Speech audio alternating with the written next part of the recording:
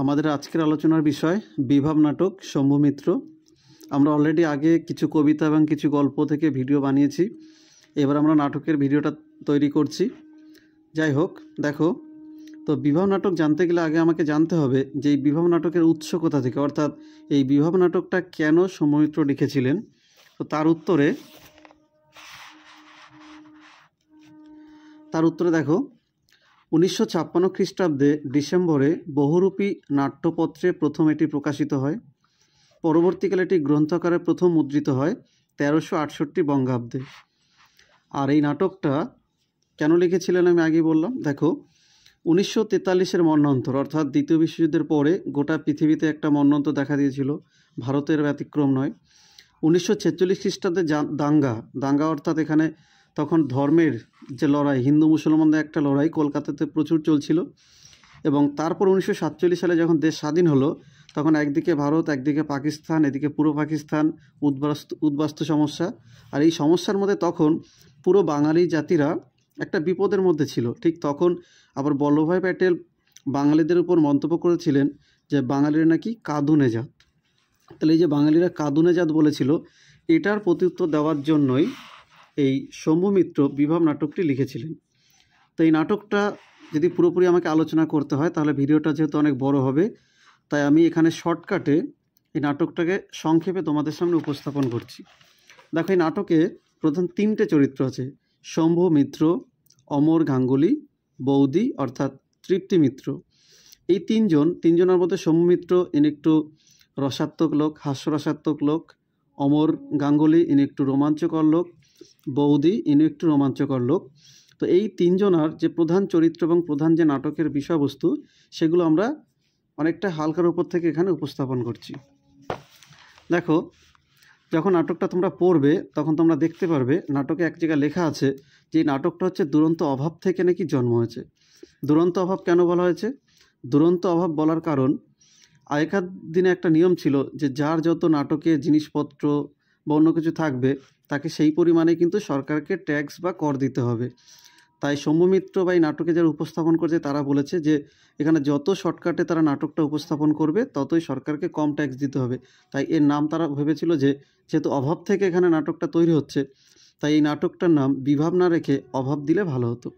যাই হোক, তো নাটকটা যখন শুরু হয়, আমরা জানি নাটকে কী হয়, সাধারণত যারা নাট্যকার থাকেন অর্থাৎ যারা পার্ট করে তারা অনেক সেজে গুজে অনেক কিছু উপস্থাপন করে, কিন্তু এখানে দেখা যায় যে তেমন কিছুই না। যখন পর্দা খোলা হয়, পর্দা খোলার পরে সরাসরি স্টেজের উপরে শম্ভু মিত্র উঠে এসে একদম সাধারণ মানুষের সঙ্গে কথোপকথন করে।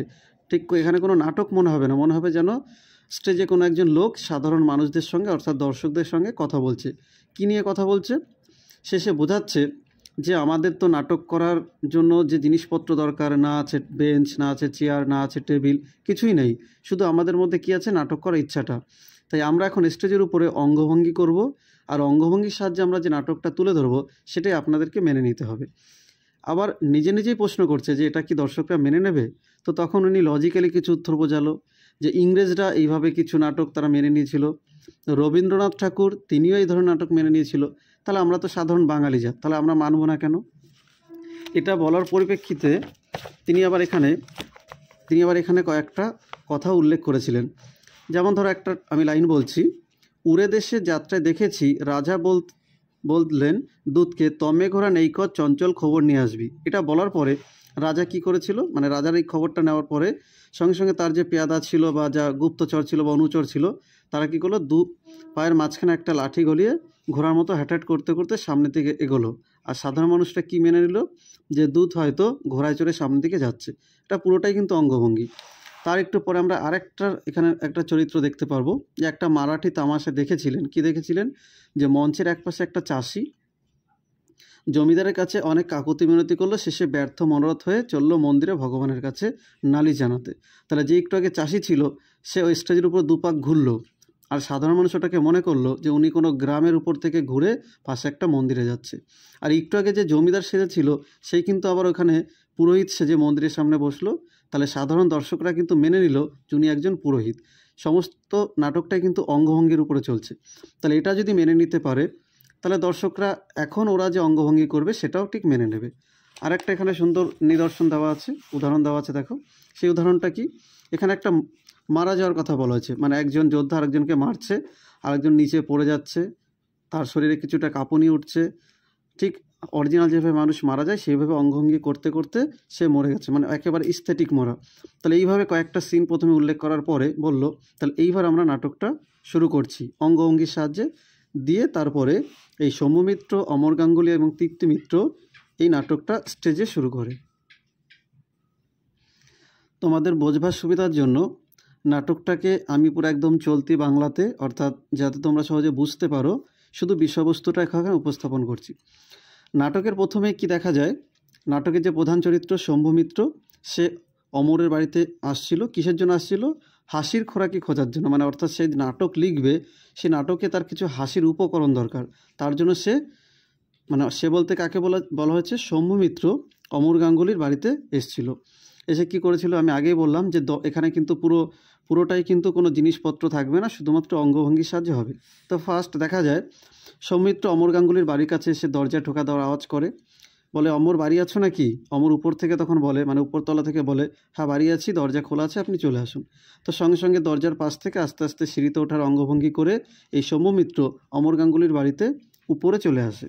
উপরে আসবার পরে ঠিক আমরা যেভাবে একজন সাধারণ মানুষকে চা, বিড়ি, পান এসবের অফার করি, তো এখানে ঠিক একই রকমভাবে দেখা যায় যে অমর গাঙ্গুলি সৌম্যমিত্রকে সুন্দর একটা জায়গাতে বসতে দেয়, যেখানে দক্ষিণ দিক থেকে সুন্দর হাওয়া বাতাস আসে, এবং তার সঙ্গে সঙ্গে তাকে কিছু সিগারেট খেতে দেয়। সে সিগারেট খায়, খাওয়ার সঙ্গে সঙ্গে আবার তাকে অফার করে যে চা খাবার ইচ্ছা আছে কিনা। সম্ভব তখন বলে যে অবশ্যই, যদি একটু চা হয় ভালোই হয়। ঠিক তখন আবার পাশ থেকে তখন বৌদিকে ডাকা হয়, অর্থাৎ তৃপ্তি মিত্র, তাকে ডাকা হয় চা আনবার জন্য। তখন বৌদি বলে ঠিক আছে আনছি। যদিও শম্ভু একবার বলে যে অসুবিধা থাকলে আনতে হবে না, সাধারণ ব্যাপার, কেউ কারো বাড়িতে যখন বেড়াতে যায় নিশ্চয়ই অসুবিধার কথা বলবে না। তখন বৌদি পাশের ঘরে চা আনতে যায়, আর অমর গাঙ্গুলি আর শম্ভু দুজন গল্প করতে শুরু করে। কিছুক্ষণ পরেই যখন চা চলে আসে, তখন শম্ভু বলে আচ্ছা সিগারেটটা তো এখন শেষ হয়নি, কী করব? তখন অমর বলে ওটা ফেলে দিন, চা খাবার পরে আবার আপনাকে দেওয়া হবে। এইভাবে তারা নিজেদের মধ্যে অঙ্গভঙ্গি করে। তখন হঠাৎ করে বৌদি জিজ্ঞেস করে যে কী ব্যাপার, এদিকে তো আপনি খুব একটা আসেন না, তো হঠাৎ করে এদিকে কেন এলেন? তখন সৌম্যমিত্র বৌদিকে বলে যে আসলে হাসির খোরাকি খুঁজতে এলাম। তখন এইবার তিনজনে একসঙ্গে বসে পড়ল যে কিভাবে হাসির খোরাকি খোঁজা যায় নাটকের। তো তিনজন কিছুক্ষণ চিন্তাভাবনা করার পরে হঠাৎ করে বৌদি বলে উঠলো, আচ্ছা তোমরা জানো যে এখন সবথেকে পপুলার জিনিস কি মার্কেটে? তো তখন দুজনই চেঁচিয়ে উঠলো, অর্থাৎ এই অমর গাঙ্গুলি আর শম্ভু দুজনই চেঁচিয়ে উঠে বলল লারে লাপ্পা। বলছে না না, তার থেকেও পপুলার। তখন এক একজনের মতো কথা বলছে। তখন বৌদি বলছে না, ওসব কিছুই না, সব থেকে পপুলার জিনিস হচ্ছে প্রেম। প্রেম হচ্ছে মার্কেটে সব থেকে পপুলার জিনিস।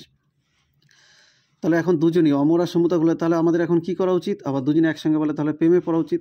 তখন বৌদি বলে আরে প্রেমে পড়া উচিত, ওটা তো যে যার পার্সোনাল ব্যাপার। তো আমাদের এখন যেটা করতে হবে, প্রেমের সিন বোঝাতে গেলে একটা সুন্দর লভ সিন করতে হবে, অর্থাৎ ভালোবাসার একটা সিন করতে হবে।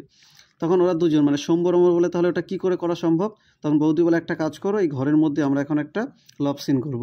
তো বলার সঙ্গে সঙ্গেই একটু আগে যে ঘরে কল্পিত চেয়ার, টেবিল, বেঞ্চ ছিল সেগুলো সরিয়ে দেওয়া হলো, যে ঘরটাকে সুন্দর একটা জায়গা বানিয়ে দিল সেখানে একটা লভ সিন করবার জন্য। এইবার বৌদি বলছে লভ সিন করতে গেলে প্রথমে যেটা দরকার, নায়ক দরকার, নায়িকা দরকার। যেহেতু মেয়ে বলতে বৌদি একাই ছিল, বৌদি বলছে ঠিক আছে আমি তাহলে নায়িকা হয়ে যাই। এইবার সমস্যাটা হচ্ছে কোথায়, নায়ককে হবে, কারণ এখানে তো দুটো চরিত্র আছে। তখন অমর গাঙ্গুলিও একদিকে স্টেজের একদিকে গিয়ে একটু নায়ক হওয়ার অ্যাটেম্প করছিল, এদিকে শম্ভু আর অমর দুজনই দুদিকে গিয়ে নায়ক হওয়ার জন্য একটু অ্যাটেম্প করছিল। তখন বৌদি দুজনের দিকেই তাকালো, একবার শম্ভুর দিকে তাকায়, একবার অমর দিকে তাকায়। তারপরে ফাইনালি বৌদি বলে আচ্ছা শম্ভুমিত্র আপনি তাহলে নায়ক হয়ে যান। তখন সঙ্গে সঙ্গে বলছে ঠিক আছে, আমাকে একটু নায়ক হিসেবে ভালোই মানায়, আমিই নায়ক হয়ে যাই। সঙ্গে সঙ্গে সৌম্যমিত্র নায়ক হলো। অমর গাঙ্গুলি যদি একটু কষ্ট পেল, কিন্তু সে সেটা কিন্তু বোঝালো না, সে একটু হাসির ভঙ্গি করলো। তো এইবার ডিসিশন ঠিক হলো কি, যে এইবার তারা লভ সিন করবে। তো লভ সিনটা কোথা থেকে শুরু হবে? বৌদি বলছে এখানে যে নায়িকা, সে নায়িকা হচ্ছে কলেজ থেকে ফিরছে, আর একদিক থেকে হচ্ছে নায়ক ফিরছে, দুজনের মধ্যে একটা ধাক্কাধাক্কি হবে। তো বলছে শুধু ধাক্কাধাক্কি হবে? তখন শম্ভু বলছে যে নায়ক কোথা থেকে আসছে? বৌদি বলছে সে যেখান থেকে একটা এলেই হলো, এখানে তো ধাক্কাধাক্কি করাটাই মেন ব্যাপার। যাই হোক, এটাই মেনে নিল। তারপরে সিন শুরু হবে ঠিক সিন যখন শুরু হয় তখন এখানে কিছু ইন্টারেস্টিং লাইন আছে যেগুলো না পড়লেই নয়। দেখো, শম্ভু ও নায়ক নায়ক, তার আপিস নেই, কলেজ নেই, কিছু নেই, অমর খালি সে ধাক্কা দিয়ে বেড়ায়। শম্ভু: বাহ, বেশ তো, ঠিক আছে তো, আমি যাচ্ছি, জয় নটনাথ হয়, বলে এইবার সিনটা শুরু করে। দেখো কি সিনটা কেমন। বৌদি বলে, দুজনের মধ্যে ধাক্কাধাক্কি হওয়ার পরে তখন বৌদি একটা ডায়লগ বলে, কে আপ দেখতা নেই, চোখ খুলে চলতে জানেন না আপনি আপনি। হঠাৎ শম্ভু মিত্রের গালে একটা শটাম করে চর মারে। শম্ভু আর অমর, আরে আরে এ কী হচ্ছে, মারামারি কেন? বৌদি গম্ভীর গলা বলে, আরে লবসিন, কিছু তো একটু হবেই। ঠিক তখন শম্ভু বলে, এ বড় জখমি লবসিন, তা আমি কি করব বৌদি? আমতা করো। শম্ভু: ইয়ে দেখিয়ে বাত ऐसी হুই, মানে ব্যাপারটা হলো, মানে আপনাকে দেখে আমি। আসলে দেখো, নাটকে সব কিছুই কিন্তু বলা ছিল না, কিন্তু দুজনের মধ্যেই নাটকটা সুন্দর করাবার জন্য কিন্তু এই সিনটা আনলো। আর ঠিক পেছন থেকে তখন রবীন্দ্রনাথ ঠাকুরের একটা গান, মালতীলতা দোলে, গানটা একটু ন্যাকামি ভঙ্গিতে কে যেন গাইছিল। এইভাবে কিছুক্ষণ সিনটা হলো, প্রথম লব সিনটা। তো লব সিনটা হওয়ার পরে এবার সবাই জিজ্ঞেস করলো, তোমাদের কি হাসি পাচ্ছে? অমর বলছে, আমারও হাসি পেলো না। তৃপ্তি মিত্র বলছে, আমারও হাসি পেলো না। এদিকে অমর, বৌদি, কারোরই হাসি পেলো না। তখন তারা ফাইনালি বললো, ঠিক আছে তাহলে একটা কাজ করি, তাহলে আমরা আর একটা লাভ সিন করি। তাদের মাথায় আবার আইডিয়া এলো, তাহলে আর একটা লাভ সিন আমরা কি করতে পারি যাতে মানুষ হাসি পেতে পারে। তখন তারা বললো, ঠিক আছে আর একটা লাভ সিন করে, তুমি একটা কাজ করো, মানে বৌদি এখানে বলছে শম্ভুকে যে তুমি একটা কাজ করো, তুমি উপরতলাতে যাও, তুমি ওখান থেকে পালাবে, আর এখন দরকার হচ্ছে একটা সার্জেন্ট। তখন বৌদি কী করে, দর্শকদের দিকে এদিকে ওদিকে একবার তাকায়, অমর গাঙ্গুলির দিকে তাকায়। তখন অমর গাঙ্গুলিকে বলে যে তুমি এখানে পুলিশ হও বা সার্জেন্ট হও। তখন বলে, পুলিশ হওয়ার জন্য তো 32 ইঞ্চি বুক লাগে। তখন ও বলে, আমার তো 33 ইঞ্চি। যাই হোক, তারপরে ফাইনালি অমর গাঙ্গুলি এখানে, ঠিক একইভাবে এই অমর গাঙ্গুলি, তৃপ্তি মিত্র আর অমর, শম্ভু, এরা তিনজন মিলে আবার দ্বিতীয় সিনটা শুরু করে। তো একজন পুলিশ হলো, একজন উপরতলা থেকে পালাবে, আর বৌদি ডাকবে, এরকম একটা সিন শুরু হবে। ঠিক তখন হঠাৎ করে সিনটা শুরু হয়েছে, বলছে, তুমি পালাও, তোমাকে ধরতে এসেছে। তখন শম্ভু বলছে, কেন আমি উপর থেকে পালাবো কেন? বলছে, তুমি যে আন্ডারগ্রাউন্ড পলিটিক্যাল লিডার। এই কথা বলার সঙ্গে সঙ্গে হঠাৎ করে নাটক বন্ধ, তিনজনে এক জায়গায় জড়ো হয়ে গেল। শম্ভু আর অমর বলছে না, এই ধরনের সিন করা যাবে না। যদি মানুষটা একবার ভেবে নেয় যে আমরা আন্ডারগ্রাউন্ড পলিটিক্যাল লিডার, তাহলে পুলিশ হবে, থানা হবে, আমাদেরকে ধরে নিয়ে যাবে। তো আমরা এই ধরনের সিন করব না। তো অনেক বোঝানোর পরে ফাইনালি শম্ভু মিত্র এবং অমর গাঙ্গুলি দুজনই রাজি হলো, ঠিক আছে নাটকের জন্য সিনটা করা যেতে পারে, এবং সাধারণ মানুষদের উদ্দেশ্যে বলে, আমরা কিন্তু এটা শুধু নাটক করছি। যাই হোক, তারপর নাটকের দ্বিতীয় অংশ আবার শুরু হয়। ঠিক উপরের তলা থেকে জানলার পাশ দিয়ে শম্ভু মিত্র পালিয়ে যাওয়ার চেষ্টা করবে, আর এদিক থেকে যে অমর, সে পুলিশ সেজেছিল, সে নিচের তলাতে ধরতে আসবে, সে তাই নিচের তলাতে বসে খৈনি ঢলছিল। তখন বলছে, তুমি পালাও। তখন বলছে, তুমি বীর, তুমি পালাও। যখনই বলেছে তুমি বীর, তুমি পালাও, তখন শম্ভু বলছে, আমি যদি বীর হই তাহলে আমি পালাবো কেন? বীরেরা কি কখনো পালায়? এইভাবে নাটকটা আরেকটু সিন সামনের দিকে এগোতে থাকে, ফুটলাইটের আলোগুলো জ্বলতে থাকে। তারপরে যখন পালানোর সিন করে, তখনও আবার একটু পালানোর সময় তারা দর্শকদের হাসানোর জন্য সেখানে কিছু তাদের ডায়লগ ছিল। কীরকম ডায়লগ ছিল দেখো, বার্নার্ড শয়ের থেকে কিছু ডায়লগ সে বলেছিল, the night is calling me. যখনই সে নাটকটার ডায়লগটা ভুলে যাচ্ছিল, তখনই সে আবার তুলসী লাহিড়ীর পথিক নাটক থেকে সাধারণ ফিল্মি কায়দায় কিছু নাটকের ডায়লগ দিতে বলল। কি বলেছিল, যে আমি গেলাম, আমি আবার ফিরে আসব। এইভাবে সে জানলার নিচের দিক থেকে পালানোর চেষ্টা করলো। যখনই নিচের থেকে পালানোর চেষ্টা করছিল, তখনই পুলিশ আবার পিছন দিক থেকে বলছে, কে যেন জানলা থেকে লাফ দিয়েছে, ধরো, পাকড়ো বলে দুজনেই দৌড়ানোর চেষ্টা করলো। পুলিশ তাড়া করছে আর ওর সামনে দৌড়াচ্ছে। তো এই সিনটা করার পরে তারপরে সে সবাইকে বলছে, এবার কি তোমাদের হাসি পেলো? অমর গাঙ্গুলি বলছে, না, আমার হাসি পেলো না। শম্ভু বলছে, একটু পেয়েছি। এই কথা বলার পরে বৌদি গেল রেগে, যে তোমাদের যখন হাসি পাচ্ছে না, কোনো কিছুতে হাসি পাবে না, তাহলে আমি চললাম, বলে তখন রেগে টেগে বৌদি ওখান থেকে চলে গেল। এইবার অমর আর শম্ভু দুজন বলছে, যেহেতু কোনোভাবে হাসি পাচ্ছে না, তাহলে একটা কাজ করো, এই চার দেওয়ালের মধ্যে হয়তো আমরা হাসির খোরাকি আর খুঁজে পাবো না, তাহলে আমরা একটা কাজ করি, আমরা ঘরের বাইরে চলি। তখন তারা কী করলো, আস্তে আস্তে বাইরে যাওয়ার চেষ্টা করলো। তখন নাটকের সাইড থেকে কেউ ট্রাম সেজে যাচ্ছিলো, কেউ বাস সেজে যাচ্ছিলো, কেউ সাইকেল সেজে যাচ্ছিলো। এইভাবে নাটকটা রানিং ছিল। তারপর যখন বাইরে যাওয়ার পরে তারা দেখছে যে একদল মানুষ, সাধারণ মানুষ, তারা একটা মিছিল নিয়ে বেরিয়েছে, চাল চাই, কাপড় চাই। মানে এখানেই হচ্ছে নাটকের প্রধান বিষয়। দেখো, একদিকে মানুষ হাসির খোরাকি খুঁজতে ব্যস্ত, আরেকদিকে মানুষ তাদের দুবেলা খাবার জোগাড় করার জন্য তারা আন্দোলন করছে, চাল চাই, কাপড় চাই। এই বলে রাস্তাতে কিছু ছেলেমেয়ে, মেন রাস্তাতে ছেলেমেয়েরা আসছে, আর ওরা দুজন যে চরিত্র তারা সাইড রাস্তা থেকে মেন রাস্তাতে আসার চেষ্টা করছিল। একদিক থেকে মার্চ করতে করতে শোভাযাত্রীরা আসছে, আরেক দিক থেকে মার্চ করতে করতে পুলিশরা আসছে। পুলিশরা একদিক থেকে বলছে তোমরা যদি সামনে থেকে এক পা এগোও তাহলে আমরা গুলি চালাতে বাধ্য হব। আর উল্টো দিক থেকে যে ছেলেমেয়েরা আন্দোলন করছিল তারা হাত তুলে বলছে চাল চাই কাপড় চাই। আর রাস্তার সাইড থেকে সৌম্য মিত্র আর অমর গাঙ্গুলি এই সিনটা দেখছিল। কিছুক্ষণ পরে হল্ট বলার সঙ্গে সঙ্গে এই যে যারা শোভাযাত্রীরা আসছিল তারা দাঁড়িয়ে গেল, একদিকে পুলিশ দাঁড়িয়ে গেল। পুলিশরা তখন বলছে যে আর এক পা যদি তোমরা এগো তাহলে আমরা গুলি চালাতে বাধ্য হব। পুলিশের কোনো কথা না শুনেই এই শোভাযাত্রীর মধ্যে থেকে একজন আওয়াজ করে বলল চাল চাই কাপড় চাই। সঙ্গে সঙ্গে সার্জেন্টের দিক থেকে রেডি এম ফায়ার বলার সঙ্গে সঙ্গে এক নাগারে গুলি চলল, আর অজস্র লাশ সেখানে পড়ে গেল। ঠিক তারপরেই সৌম্য মিত্র আর অমর গাঙ্গুলি ঠিক স্টেজের উপর উঠে যে বাচ্চাগুলো বা ছেলেমেয়েগুলো সেখানে আর কি মারা গেছিলো তাদেরকে কোলে তুলে নিয়ে এইবার সৌম্য মিত্র বলছে কি অমর এবার হাসি পাচ্ছে? দর্শকদের দিকে তাকিয়ে বলেন এবার নিশ্চয়ই লোকের খুব হাসি পাবে। এইভাবে একটা মর্মান্তিক বেদনার মধ্যে দিয়ে নাটকটা শেষ হয়। তো তোমরা দেখো শুরুতে কত সুন্দর হাসি খুশি ছিল, কিন্তু যখন শেষের দিকটাতে এলো তখন একটা মর্মান্তিক দুঃখ এখানে প্রকাশ করলো। তাহলে এই নাটকটার মধ্যে তোমরা সুখ, দুঃখ, আনন্দ, বেদনা সব কিছুই পাবে, আর তার সঙ্গে যেটা সব থেকে বেশি পাবে সেটা হচ্ছে বাস্তবধর্মী। যাই হোক, তো এই নাটক থেকে যে প্রশ্নগুলো আসতে পারে সেগুলো আমি আলোচনা করে দিচ্ছি।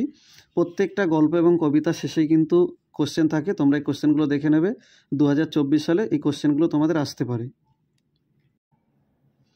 এবছর তোমাদের ইম্পর্টেন্ট যে কোশ্চেনগুলো আছে দেখো, বুদ্ধিটা কি করে এলো তা বলি, বক্তা কে, তা কিভাবে এসেছিল, বুদ্ধিটা কি। তোমাদের আগেই বলেছিলাম গল্পটা শুরুতে, বুদ্ধিটা বলতে এখানে বোঝানো হয়েছে যে শুধুমাত্র অঙ্গভঙ্গির সাহায্যে মানুষদেরকে নাটক উপস্থাপন করা, এই সম্পর্কে লিখলে এখানে হবে। বিভাব কথাটি সাধারণ অর্থে কি, বিভাব নাটকটির নামকরণ কতখানি তাৎপর্যপূর্ণ তা আলোচনা করো। এটাও দেখবে এখানে বলা ছিল যে এই নাটকটার নাম বিভাব না হয়ে অভাব হলে ভালো হতো, এই টাইপের প্রশ্নটা করলেই হবে।